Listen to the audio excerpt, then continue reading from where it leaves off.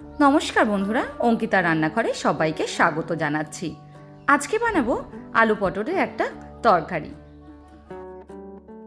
আলু পটল বানানোর জন্য প্রথমেই পটলটাকে আমি সর্ষের তেলের মধ্যে ভালো করে ভেজে নিচ্ছি। পটলটা এইভাবে লাল লাল করে ভেজে নিতে হবে। ভালো করে যদি পটলটা ভাজা হয়, আলু পটলের তরকারিটা খেতেও খুবই ভালো লাগে। ভালো করে পটলটা ভাজা হয়ে গেলে সবকটা পটল তুলে একটা পাত্রে নিয়ে নেব। অন্যদিকে ওই তেলের মধ্যে দিয়ে দিচ্ছি জিরে আর শুকনো লঙ্কা ফোড়ন। ফোড়নটাকে ভালো করে ভেজে নেব যতক্ষণ না তার থেকে সুগন্ধ বেরিয়ে আসছে। এবার দিয়ে দিচ্ছি ডুমো করে কেটে নেওয়া আলুগুলো। আলুটাকে একটু বড় বড় করেই ডুম করে কেটে নিয়েছি। এবার খুব ভালো করে আলুটা লাল লাল করে ভেজে নেব।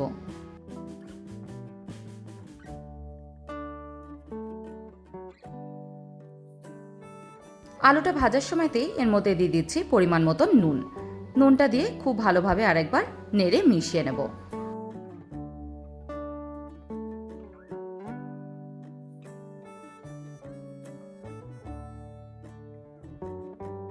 পাঁচ মিনিটের মতন আলুটাকে ভালো করে ভেজে নিয়েছি।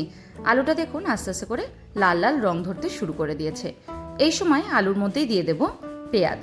আলুটাকে আপনারা তুলেও রাখতে পারেন, আবার এইভাবেও আপনারা করতে পারেন।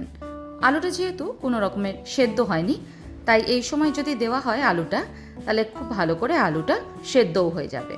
এবার আলু আর পেঁয়াজটা একসাথে ভালোভাবে মিশিয়ে নেব।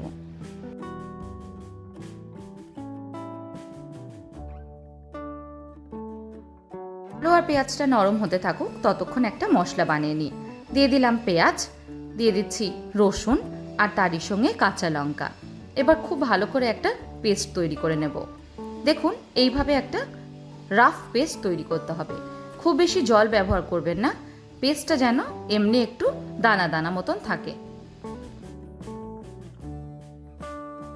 ভালো করে এবার আলু পেঁয়াজটা সেদ্ধ হয়ে গেছে। এবার এর মধ্যে দিয়ে দিচ্ছি আগের থেকে বানিয়ে নেওয়া পেঁয়াজ, রসুন আর কাঁচা লঙ্কার পেস্টটা। সব কিছু দিয়ে আবারও খুব ভালো করে একবার মিশিয়ে নেব। তারপর মশলার কাঁচা গন্ধটা যাওয়া অবধি খুব ভালো করে কষতে থাকবো।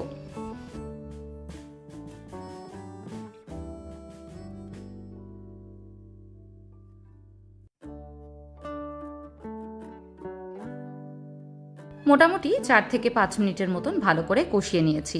এবার দেখুন আস্তে আস্তে করে তেল ছাড়তে শুরু করে দিয়েছে। এবার দিয়ে দিচ্ছি কিছু গুঁড়ো মশলা। দিচ্ছি 1 চামচ হলুদ, 1 চামচ জিরের গুঁড়ো আর 1 চামচ লাল লঙ্কার গুঁড়ো। লঙ্কা যদি আপনারা পছন্দ না করেন, সেক্ষেত্রে আপনারা কাশ্মীরি লাল লঙ্কাও ব্যবহার করতে পারেন। খুব ভালো করে মশলাগুলোকে এবার মিশিয়ে নিচ্ছি।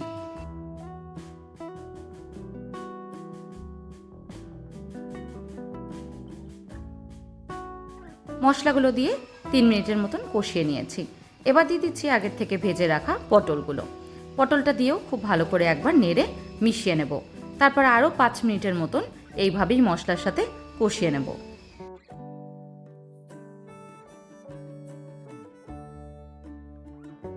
সমস্ত কিছু ভালো করে কষে গেলে তার মধ্যে দিয়ে দেবো এবার 2 কাপ পরিমাণে গরম জল।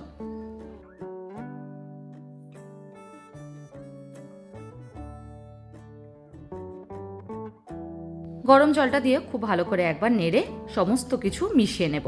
তারপর আলু আর পটলটা যতক্ষণ না ভালোভাবে সেদ্ধ হয়ে যাচ্ছে ততক্ষণ কষিয়ে নেব।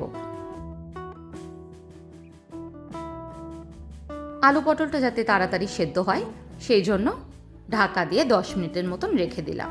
10 মিনিট পর ঢাকাটাকে খুলে দিচ্ছি। দেখুন আলু আর পটল একদম সুন্দর সেদ্ধ হয়ে গেছে, আর তারই সঙ্গে মশলাটাও খুব ভালো করে কষে গেছে। ভাত, রুটি, পরোটা যে কোনো কিছুর সাথেই আপনারা এই রেসিপিটা সার্ভ করতে পারেন। আজকের মতন এইটুকুই। আবার দেখা হবে অন্য কোনো রেসিপি নিয়ে। ধন্যবাদ।